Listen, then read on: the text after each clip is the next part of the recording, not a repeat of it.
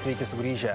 Nuo didžiausios euforijos ir nešiojimo ant rankų iki netikėčiausio istorijoje pralaimėjimo ir išsiskyrimo. Vilniaus Ryto ekipa vos per porą savaičių išgyveno pačias netikėčiausias emocijas, o galiausiai turėjo atsisveikinti su komandai titulus sugrąžinusiu treneriu Giedriumi Žibėnu. Daugiau nei 5 metį sostinės klube praleidęs strategas turėjo ir ne vieną įsimintiną epizodą, o juos prisiminti kviečia kolega Nerijus Bliujus. Giedriaus Žibėno kaip vyriausiojo Vilniaus Ryto trenerio era klube prasidėjo prieš daugiau nei 5 metus ir baigėsi netgi panašiomis aplinkybėmis. 2021 sausį Žibėnas ekipoje dirbo Donaldo Kairio asistentu, o sostinės komanda skaudžiai Karaliaus Mindaugo taurės ketvirtfinalyje nusileido Utenos Juventus klubui. Po šio pralaimėjimo Vilniaus ekipos vadovai atleido Kairį ir vyriausiųjų trenerių paskyrė būtent Giedrių Žibėną, kuris tą sezoną sugebėjo komandą atvesti iki LKL finalo. Ir nors serija prieš Kauno Žalgirį buvo pralaimėta 0-3, treneris išsaugojo postą.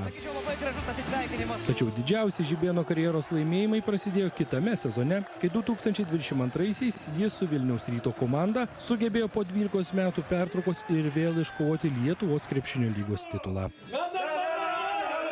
Tiesa, tame finale sostinės ekipa kovojo ne su Žalgiriu, o Panevėžio Lietkabelio ekipa. O serija buvo pažymėta ne tik kova aikštelėje, bet ir už jos ribų. Vis dėlto finale Vilniaus Rytas triumfavo 4-1 ir sugrąžino į sostinę ilgai lauktą titulą. Tiesa, po čempioniško kitas sezonas Giedriui Žibėnui ir Vilniaus Rytui ir vėl nesiklostė gerai. FIBA čempionų lygoje kovos baigtos anksti, o Karaliaus Mindaugo taurėje dar kartą nepasiektas finalas. Tačiau Giedrius Žibėnas dar kartą įrodė savo vertę, kai Lietuvos krepšinio lygos finale komanda iki paskutinių rungtynių ir minučių kovojo su Kauno Žalgiriu ir pralaimėjo seriją tik po atkaklios kovos 2-3. O kitame sezone vadovaujant Vilniaus Rytui Giedrius Žibėnas pagaliau pasiekė tai, ko nebuvo net 14 metų. Sostinės ekipa po tokios ilgos pertraukos Lietuvos krepšinio lygos finale pagaliau palaužė ne bet ką, o Kauno Žalgirį.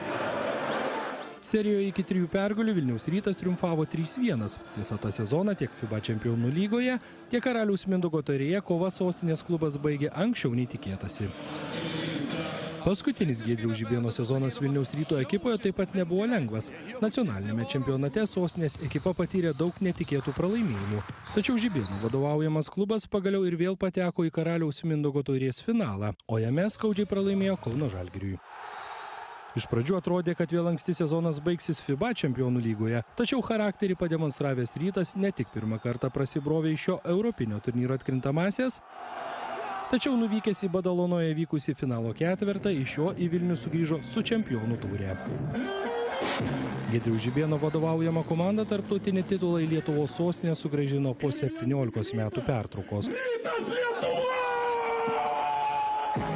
Tačiau čempioniškas šventimas greitai baigėsi. Į LKL, kurią remia Betson čempionatą sugrįžęs Rytas, ketvirtfinalio etape skaudžiai krito prieš Utenos Juventus. Ir Vilniaus Rytas pirmą kartą klubo istorijoje nepateko net į lygos pusfinalį.